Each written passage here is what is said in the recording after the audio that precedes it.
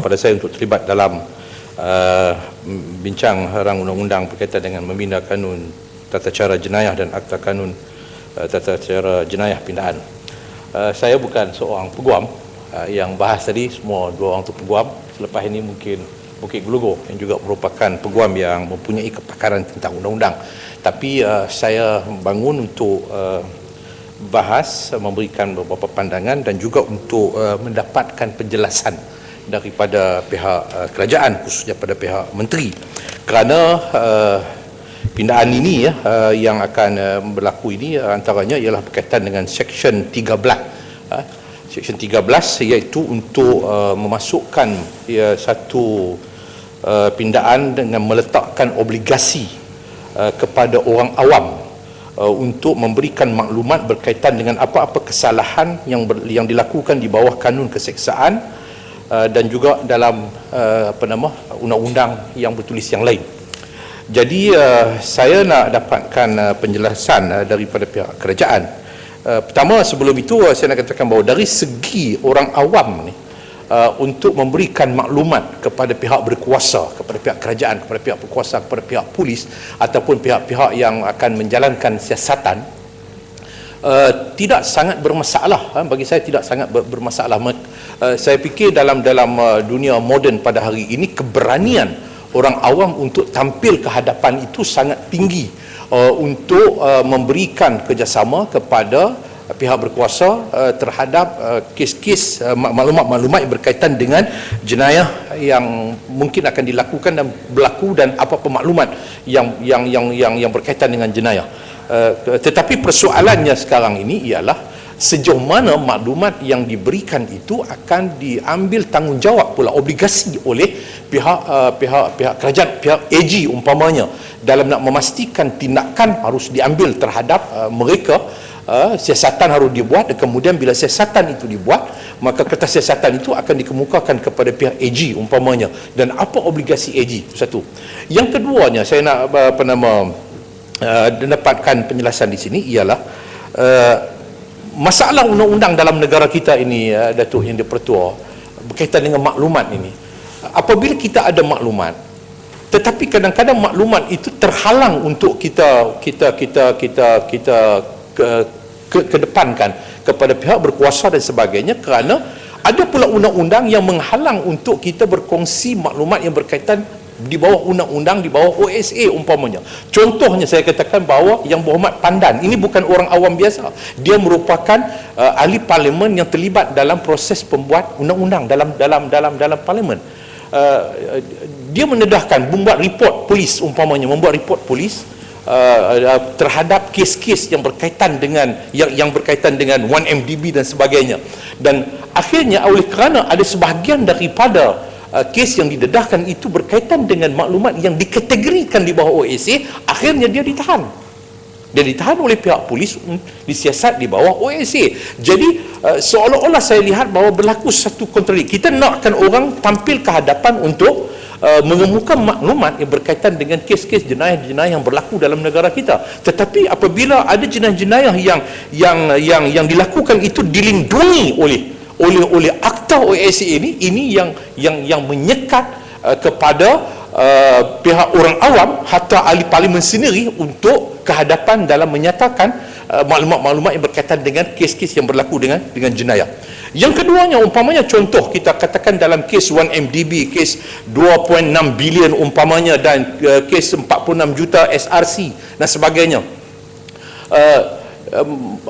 Datuk Khairuddin Abu Hassan umpamanya dengan Matthias Chang telah membuat report polis, report SPRM dalam negara kita dan di luar negara kita. Sehingga saya pun tak ingat berapa jumlah report yang telah pun dibuat oleh kedua-dua orang ini. Tetapi akhirnya kita lihat bahawa mereka dalam berkongsi maklumat kepada pihak berkuasa hatta di dalam negara kita, tetapi akhirnya mereka ini ditahan dan kemudiannya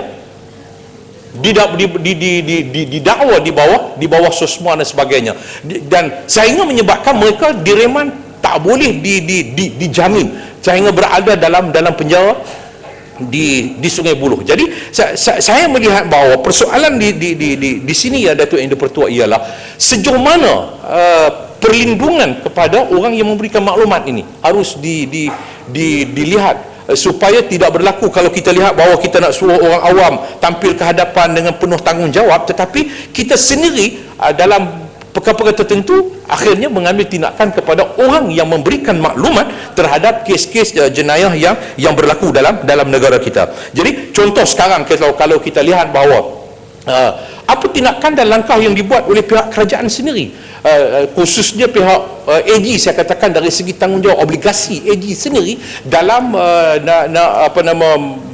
membenteras jenayah yang berlaku dalam negara kita. Siasatan telah dibuat oleh pihak polis, oleh SPRM, oleh Bank Negara dan sebagainya kepada AG, tetapi sejauh mana obligasi AG, tanggungjawab AG untuk memberitahu kepada kita tentang apa hasil siasatan yang telah dilakukan. Satu. Yang keduanya, AG memberitahu tentang kes-kes yang disiasat oleh pihak polis dan juga SPRM khususnya, mengatakan bahawa tak ada kes dan sebagainya, tetapi ada jawatankuasa panel penilai di bawah SPRM mencadangkan supaya mereka ini teruskan siasatan dan memohon mutual assistance daripada AG yang hanya boleh keluarkan kepada pihak-pihak yang menyiasat. Sejauh mana AG, tanggungjawab AG, kebolehan untuk mengeluarkan, kesediaan untuk mengeluarkan MA ini, mutual assistance ini kepada SPRM ataupun kepada badan-badan penyiasat yang lain untuk memastikan siasatan itu berterusan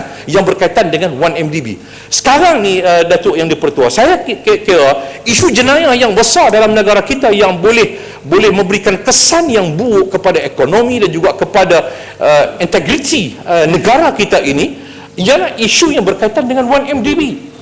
Ini isu besar. Laporan PAC cukup jelas menunjukkan bahawa bagaimana kalau kita nak alih kepada isu satu pindaan ini, iaitu Section 15 ini yang berkaitan dengan jenayah terancang.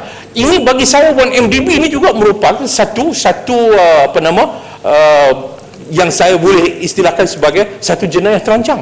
Macam mana 3.5 bilion tak tahu pergi ke mana sekarang ni?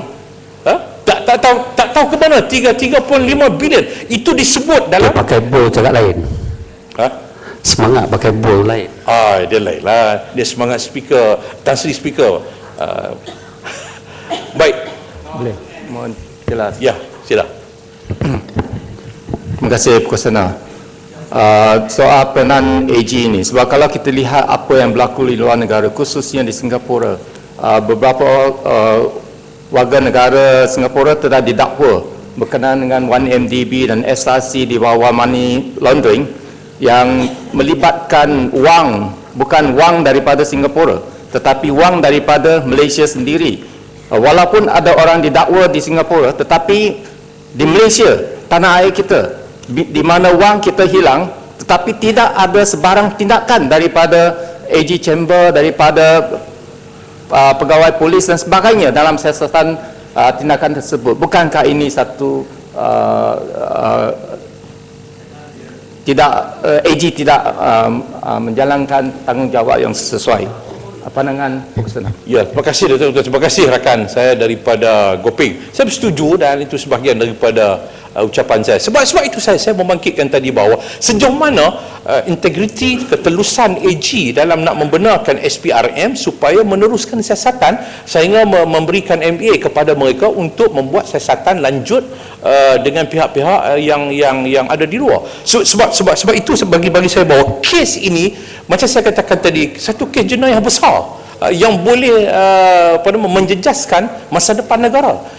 Walaupun di peringkat awal sebelum itu semua pihak menafikan, tetapi hari ini dengan walaupun ada beberapa masalah dalam PAC dan sebagainya, tetapi bagi saya dengan laporan yang ada itu sudah cukup untuk menunjukkan kepada kita bahawa ada usaha-usaha yang menunjukkan jenayah terancang yang cuba dilindungi oleh pihak berkuasa dalam negara kita. Sejauh mana maklumat yang tertera dalam PAC dan dalam audit yang dirujuk oleh PAC ini untuk diambil tindakan oleh pihak berkuasa, maklumat itu sudah mencukupi bagi saya.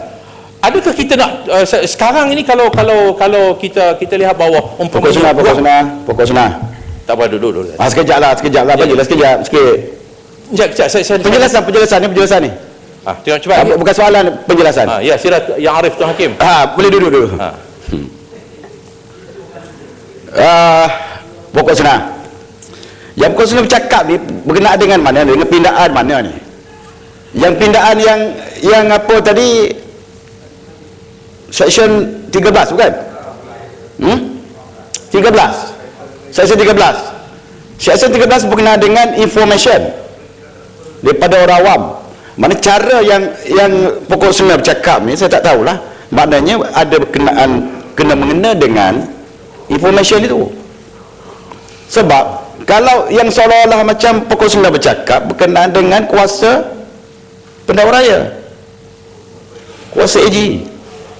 Kalau bercakap dalam kita punya peraturan kita pun cakap kita tak boleh lari daripada pindaan itu. Ya, kalau information yang pertama tadilah, yang mula-mula tadi betul lah pada information berkenaan dengan pandan. Ya, mana bagi maklumat. Pandan bukan bagi maklumat. Pandan sebenarnya dah ambil satu dokumen. Dokumen tu bukan maklumat. Maklumat tu saja beritahu dengan pihak polis ada perlakuan jenayah dan sebagainya. Itu saja maklumatnya, bukan kita ambil semua dokumen yang OSA tak OSA, kita ambil kita sebarkan di media dan sebagainya. Ini tak betul lah, ya. Kalau tengok pindaan section 1 13 dulu, ya. Baik, itu sebenarnya, ya. Baik, terima kasih. Terima kasih apa nama? Stew tadi. Saya bercakap tentang maklumat lah ni. Maklumat tu dia luas. Sebab itu saya katakan bahawa laporan PAC itu adalah satu maklumat yang cukup lengkap, yang menunjukkan sepatutnya langkah dan tindakan harus diambil oleh pihak berkuasa, oleh pihak polis, oleh pihak penyiasat dan sebagainya. Jadi sejauh mana obligasi ini dilakukan oleh pihak berkuasa dalam negara kita. Sebab saya bimbang kalau kita tidak memandang serius, saya nak sebut, kalau kita tidak memandang serius isu ini dan kita cuba untuk nak melindungi isu ini, akhirnya bermakna bahawa kita sedang melindungi satu jenayah besar dalam negara kita dan membabitkan kepentingan negara, kepentingan rakyat dalam negara kita. Ini bukan duit sekupang dua. Ini bukan duit sekupang dua. Kalau takat sekupang dua tak apa. Orang boleh anggap kata sedekah ataupun derma. Ini memakan bilion. Sehingga kita tak tahu maknanya macam mana jenayah. Sebab itu saya katakan umpama jenayah terancang. Sehingga sekarang ni kita tak tahu. PAC sendiri pun heran. Laporan audit yang dirujuk oleh PAC pun menunjukkan, mengatakan bahawa mereka tak tahu duit 7 bilion US dollar tu pergi ke mana. Tak tahu, maknanya melayang ke mana. Kita pun tak tahu menega apa pun tak tahu. Kalau kata menega ayat ketum pun tak juga. Kata nak menega ayat dan ketum pun tidak. Jadi ini persoalan yang saya bangkit bahawa saya katakan bahawa ini baru satu isu yang besar yang perlu disegerakan. Tak boleh ditangguhkan sebab dia memberikan kesan yang cukup besar kepada ekonomi, kepada kepentingan rakyat, kepada kepentingan negara kita. Ini satu yang sangat memalukan. Jadi sebab itu saya mohon kepada pihak kerajaan untuk melihat isu-isu yang berkaitan dengan YMDB, maklumat yang cukup lengkap yang terdapat dalam laporan PAC, dan kita sangat mengharapkan pula laporan penuh audit dapat dibentangkan, dan sehingga sekarang laporan audit masih dikategori dalam OSA yang tak boleh dan tak dibentang pun kepada kami. Kalau dia dikeluarkan daripada OSA, sudah tentu dia dibentangkan kepada Parlimen untuk dijadikan public document untuk pengetahuan masyarakat Malaysia. Jadi sekarang ni kita masih lagi tertanya-tanya. Kan kita nak berhadapan pula dengan pilihan raya kecil. Jadi akan timbul lagi isu-isu yang seperti ini, dan sudah tentu dia akan menjadi perbahasan perdebatan umum yang akan memberikan efek kepada negara kita. Dan saya harap oleh kerana pilihan raya berlaku dalam bulan Ramadan, bulan puasa, kerajaan tak boleh bohong. Cakap dalam bulan puasa mana boleh bohong. Berkaitan dengan soal YMDB sekarang ni kena bercakap benar lah. Jadi sebab itu saya sangat mengharapkan pihak kerajaan untuk melihat isu-isu yang seperti ini, sebab kita tidak mahu nanti bahawa seperti yang disebut oleh satu Swiss report yang akhirnya diperakui oleh direspon oleh Arul Kanda mengatakan bahawa dia rujuk kepada Swiss report itu berkemungkinan bahawa ini merupakan satu perancangan antara pihak luar dengan pihak dalam negara kita ini untuk melarikan wang. Dan bagi saya bahawa ini satu sindiket penipuan. 1MDB ini satu sindiket penipuan. Satu skandal negara, satu sindiket penipuan untuk menipu wang yang menjadi kepentingan kepada rakyat dalam negara kita. Ini dah macam lagu Omar Irama, lagu Saleh Yaakob, korek lubang tutup lubang. Korek lubang tutup lubang, korek lubang tutup lubang, last kali lubang tu tak tahu siapa nak terjun. Kalau kita tahulah kita siapa korek lah, siapa korek siapa kamu, tapi akhirnya korek lubang, korek kamu, akhirnya tetap ada lubang.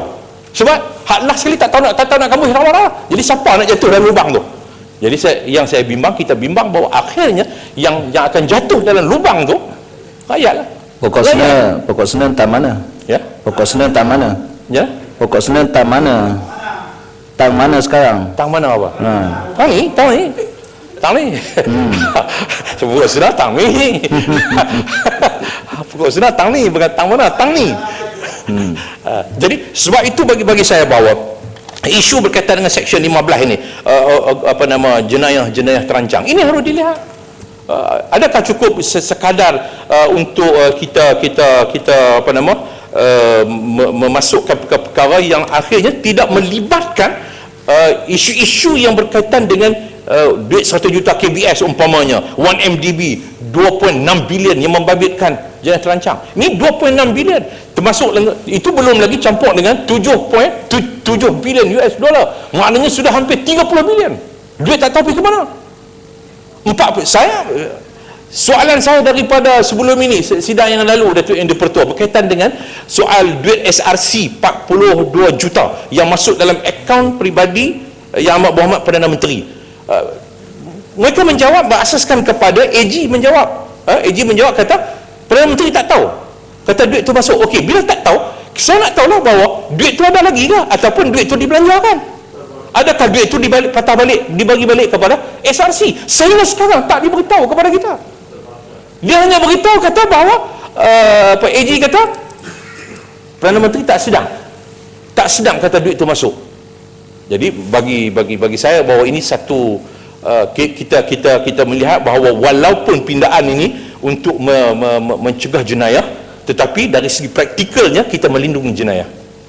Kalau bukan, walaupun pindaan ini untuk mencegah jenayah, untuk membeterah jenayah, untuk nak menggalakkan semua orang bersama dalam memerangi jenayah, tetapi praktikalnya kepada golongan ataupun pihak yang pihak berkuasa ni ialah untuk melindungi jenayah yang dilakukan oleh pihak negara. Sikit. Boleh. Sikit dah ya. Pokok Senar kata kita melindungi penjenayah. Tapi Pokok Senar sedar tak? Baru-baru ini tangkapan dibuat oleh pihak polis kepada Pandan. Apa yang dibuat oleh pihak-pihak semua daripada amanah, daripada pakatan yang tak berapa nak diharapkan ni. Apa dia buat? Berat tu, dia marah, tangkap di kawasan parlimen. Tapi apa yang berlaku? Kumpulan-kumpulan ni duduk beratus, start daripada luar pagar sana sampai ke Bukit Aman. Ya, macam nak melindungi penjenayah juga ke ni apa ni? Kalau kita buat dikatakan melindungi, padahal keputusan dah dibuat oleh Pendakwa Raya.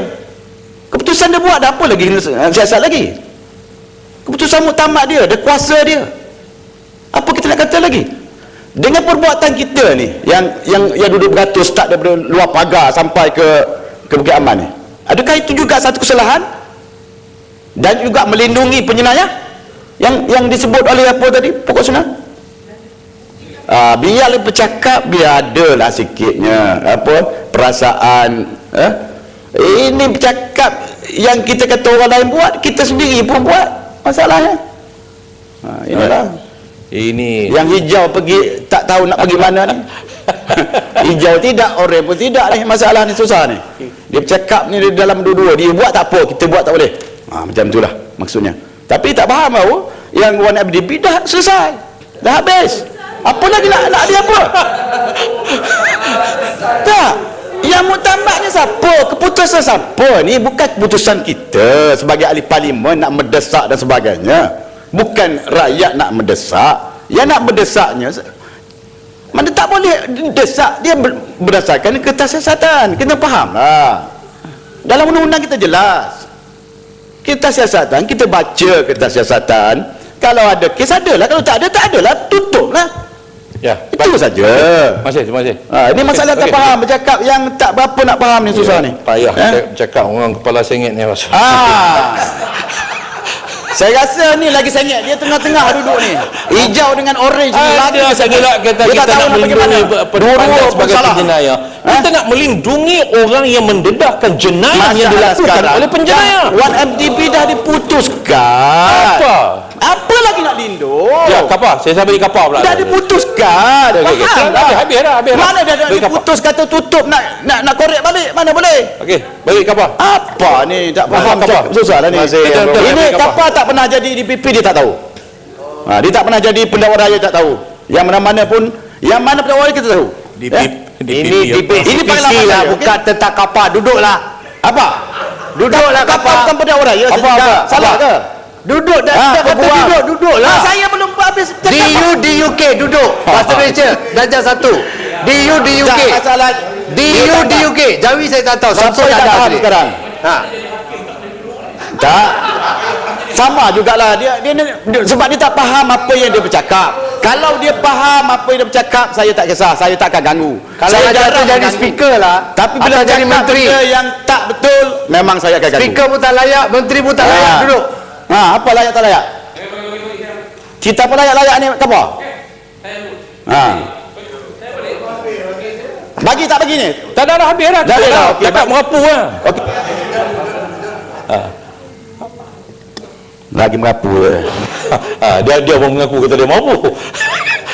Tak. Punya bukan saya yang merapunya. Saya Proporsional memang merapu dah daripada awal terakhir. Saya ucapkan terima kasih kepada kawan saya Stu, dan saya tak perlu respon apa-apa pun sebab tak ada apa benda yang dicakap. Habis-habis akhirnya Respon sebab dia tak tahu, sebab dia tak faham. Sebab tu percakapan tu menunjukkan bahawa dedak banyak dalam mulut. Kalau tak dedak pun sagon. Kalau tak dedak pun sagon roti cebok gula lah. jangan menuduh sebarangan. Jangan menuduh sebarangan, ya. Menuduh sebarangan tak betul. Ini satu tuduhan. Tak apa. Salah tu tuduh orang macam tu tau. Menuduh orang berzina ke sebagainya, betul tak boleh. Tak. Sama lah, ya. Salah tuduh orang macam tu. Okey. Kapal dah. Duduklah Setiu. Masih. Terima kasih Datuk Seri kapal. boleh. Setiu dah duduk, Datuk Seri. Ya, sila. Terima kasih Yang Berhormat. Ni tentang Yang Berhormat Pandan yang kena tangkap di hadapan tu. Saya rasa yang itu bila dikategorikan sebagai jenayah itu tidak berpatutan. Sebab itu adalah isu yang berbeza. Kita pun tahu mengapa beliau ditangkap dan apakah kes-kes yang telah beliau bongkarkan ketika itu. So saya rasa untuk Yang Berhormat Setiu kategorikan Yang Berhormat Pandan sebagai penjenayah itu pun kena tarik balik. Tapi kita biarkan saja sebab dia melalut tadi. So saya rasa bahagian ini, kalau Yang berhormat sebelah sana tak faham nak bezakan seorang yang berada di hadapan dan mengeluarkan fakta-fakta tentang kebenaran dikategorikan sebagai penjenayah, dan penjenayah sebenar kita nak kategorikan sebagai apa? Yang rompak duit rakyat dan sebagainya kita nak kategorikan sebagai apa? Penjelasan Yang Berhormat. Yang rompak tu siapa dia? Kita itu tuduhan, juga tuduhan. Sama juga yang pegang surat dokumen USA pun penjenayah lah. Okey. Kesalahan bawa USA. Baik, terima kasih daripada Makapal. Ya, maknanya ini persoalan yang saya bangkitkan tadi, bahawa kita nak menggalak orang untuk mengemukakan maklumat bagi tujuan membenteras jenayah, tetapi akhirnya orang yang mengemukakan maklumat itu dianggap penjenayah. Macam Pandan, macam dia apa nama Dr. Datuk Khairuddin Abu Hassan, Matthias Chang ditahan kerana mereka dianggap sebagai melakukan perkara yang apa nama disifat sebagai jenayah, sedangkan mereka mendedahkan satu jenayah besar yang berlaku dalam negara kita yang membabitkan soal integriti negara kita, dan ini juga telah disahkan oleh laporan PAC yang merujuk kepada laporan ketua interim report Ketua Audit Negara, dan ini sudah cukup membuktikan kepada kita bahawa kita tidak boleh lagi melindungi jenayah ini, dan tindakan harus diambil daripada apa yang telah pun dibuat report oleh PAC dan juga interim report oleh Ketua Audit Negara. Saya melihat bahawa contoh saya katakan bahawa ada satu kes dalam kes dalam report PAC, Syahrul umpamanya CEO, bekas CEO beritahu bahawa keputusan lembaga pengarah akhirnya dibatal oleh satu keputusan yang dibuat oleh Perdana Menteri selaku lembaga pengurusi lembaga penasihat. Ini bagi saya satu yang tidak wajar. Yang keduanya ialah apabila sekarang ini kes 1MDB ini seperti mana yang diumumkan baru-baru ini, semua lembaga pengarah itu telah meletakkan jawatan. Sekarang siapa yang bertanggungjawab? Adakah tindakan diambil kepada mana-mana lembaga pengarah ataupun bekas lembaga pengarah? Siapa yang bertanggungjawab? Adakah kita nak bebaskan? Tak adalah siapa pun di kalangan board of director itu mesti dipertanggungjawabkan untuk diheret, ataupun mana-mana bekas CEO ataupun CEO yang masih dikekalkan sampai sekarang. Apa tindakan kita? Ini bagi saya bahawa ini satu yang sangat memalukan. Memalukan negara. Umpamanya contoh dalam report penyiasatan yang dikepil bersama dalam laporan PAC itu, apabila ditanya kepada Tan Sri Irwan, Ketua Setiausaha Kementerian Kewangan berkaitan dengan lembaga penasihat, dia buat berapa kali mesyuarat. Dia kata lembaga penasihat dilantik tapi mesyuarat tak pernah. Tiba-tiba tak pernah mesyuarat, baru-baru ni lembaga penasihat dibubarkan. Lantik lembaga penasihat, lantik pula Tok Arab, 2 orang Tok Arab daripada negara China seorang.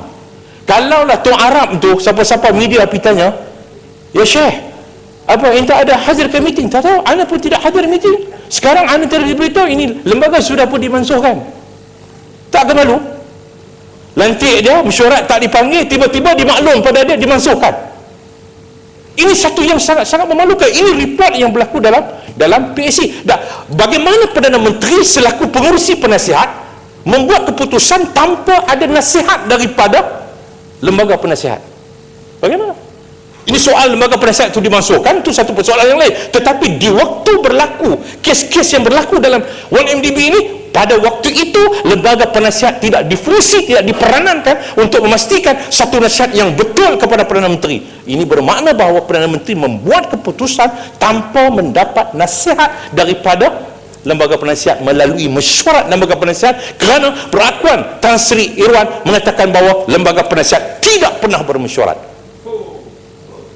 Ya, Putatan. Terima kasih Datuk Sri Yang Dipertua. Saya tertarik dengan hujah yang berhormat Khosna soal laporan PAC ini. Kita telah merumuskan rekomendasi daripada PAC. Jadi saya bercadang Khosna baca laporan itu dulu. Apa rumusan PAC, apa rekomendasi PAC tentang apa yang berlaku di pengurusan 1MDB. Jadi kita tidak boleh bahas bahawa penasihat dibubar kerana itu, kerana ini. Saya rasa kita serahkan kepada pihak SPRM dulu untuk membuat tindakan yang sepatutnya dibuat. Itu recommendation daripada PAC.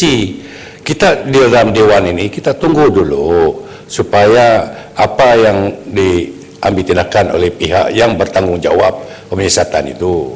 Saya dalam PAC ini saya tertekanlah kalau soal apa yang dibahaskan oleh Yang Hormat tadi. Ya. Baik, terima kasih Datuk Yang Dipertua. Terima kasih rakan saya Putatan. Saya mengakui bahawa pemansuhan lembaga penasihat itu rekomendasi daripada PAC. Saya baca. Cuma hari ini saya tak bawa laporan PAC itu. Saya lipat siap buka surat berapa. Saya tak menjangka bahawa saya nak membahaskan isu ini. Tapi saya nak sebut bahawa yang saya bangkit ialah pada waktu itu lembaga penasihat itu ada. Lembaga penasihat itu ada. Apa keputusan yang dibuat oleh Perdana Menteri? Bagaimana keputusan itu dibuat tanpa mengambil apa-apa nasihat daripada lembaga penasihat, daripada mesyuarat lembaga penasihat? Ini yang saya bangkitkan. Soal rekomendasi itu maknanya, saya pujilah Putatan melihat bahawa lembaga penasihat tu jadi tak ada makna ada pun. Sebab apa? Sebab tak dipanggil mesyuarat. Jadi buat apa ada? Sebab itu lembaga PAC kata bubar-bubarlah. Sebab apa? Sebab ada pun tak mesyuarat. Saya percaya atas alasan itulah didorongkan untuk dimasukkan lembaga penasihat PAC. Tapi isu ini bagi saya bahawa apa yang berlaku ini satu benda yang sangat besar. Sebab itu macam yang Berhormat Putatan kata serah pada SPRM. Saya pun tidak tahu sama ada SPRM. Saya minta penjelasan daripada Yang Berhormat Menteri. Adakah SPRM sekarang ini memulakan kembali penyiasatan ini terhadap isu-isu NDB berasaskan kepada laporan PAC dan juga berasaskan kepada laporan Ketua Audit Negara. Kita masih lagi tak tahu ni dia ke mana akhirnya. Apa kesiasatan itu akan dibuat, apakah tindakan dia akan dibuat. Ini yang kami bangkitkan. Yang kita bukan dengki, kita bukan dengki pada sesiapa, tapi kita nak supaya kita kena tahu lah maknanya ini soal kepentingan negara, wang negara, membabitkan wang negara. Hutang sampai 50 bilion, maknanya PAC sendiri pun, audit sendiri mengatakan bahawa tidak wajar hutang yang begitu besar. Maknanya kita meniaga ni tak salah nak berhutang, tapi biarlah berhutang berpada-pada, akhirnya keuntungan itu maknanya hutang untuk betul-betul dibuat modal untuk berniaga. Satu. Yang keduanya, keuntungan itu mestilah ada keuntungan, perniagaan yang menguntungkan, yang keuntungan itu dibuat untuk membayar hutang. Ini dah hutang bayar hutang. PAC sini mengakui berasaskan kepada audit report, hutang bayar hutang ada satu amalan yang tidak baik. Hutang bayar hutang. Orang yang berniaga di kampung ambil hutang tekun amanah ikhtiar, dia boleh bayar setiap minggu. Ini kita hutang bayar hutang. Sudahlah hutang bayar hutang, akhirnya bila sampai satu tempoh kita tak boleh bayar dia punya interest. Satu benda yang sangat memalukan. Satu dunia tahu kita ni apa ni, lari pada hutang. Bukan lari pada hutang pokok, lari daripada interest hutang. Ini saya kata korek lubang tutup lubang. Korek lubang tutup lubang, akhirnya lubang tetap ada, kita tak tahu siapa nak terjun masuk dalam lubang ni. Jadi ini soalan yang saya fikir bahawa kerajaan tidak wajar. Pihak berkuasa, saya minta SPRM, Bank Negara, pihak berkuasa yang lain, pihak polis sebagainya, mesti tampil dengan keberanian demi negara, bukan demi seseorang untuk melindungi seseorang, tapi demi untuk melindungi negara dan rakyat. Mesti tampil ke hadapan pegawai kerajaan. Jangan takut. Apa nak takut? Kita akan dipersoal oleh di hadapan Allah Subhanahu Wa Taala, di hadapan Tuhan Rabbul Jalil. Kalau kita cuba untuk melindungi jenayah terancang yang berlaku dalam negara kita ini. Ya, saya juga akan dipertanggungjawab. Sebab itu saya tampil ke hadapan untuk menuntut ini. Kalau saya tidak mau, nanti saya dipersoal di hadapan Allah Subhanahu Wa Taala. Waktu saya minta rakan-rakan saya sebelah sana, apa masalah? Kalau sekadar nak tuntut Perdana Menteri melepaskan jawatan, apa masalah? Nak suruh dia berundur, apa masalah? Tak bolehkah kita lakukan sesuatu ini demi negara?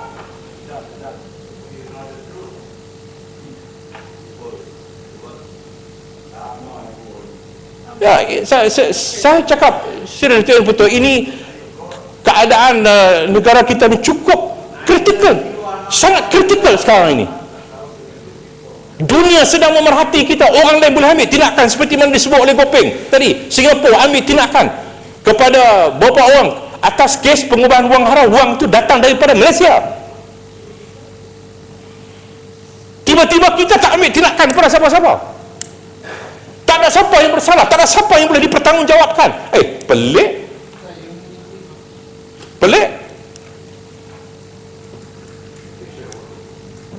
Lepas itu saya mohon penjelasan ini daripada pihak kerajaan. Dan apa yang penting kepada saya tekankan tadi, stres tadi, ialah soal tindakan segera ke atas penjenayah 1MDB ini. Perlu diambil tindakan. Kita dah kehilangan wang besar. Sebab itu saya tuntut laporan audit segera diberikan kepada ahli-ahli parlimen. Segera, saya minta sungguh-sungguh Datuk Yang di-Pertua. Ini sebab ini janji daripada pihak kerajaan untuk serahkan audit itu, buat audit terhadap 1MDB, kemudian laporan itu akan diberikan kepada ahli parlimen dan juga menjadi public document. Ini apa kita nak takut? Kalau yakin bahawa laporan audit itu menunjukkan bahawa tak ada siapa yang bersalah, okey, bentang, apa masalahnya?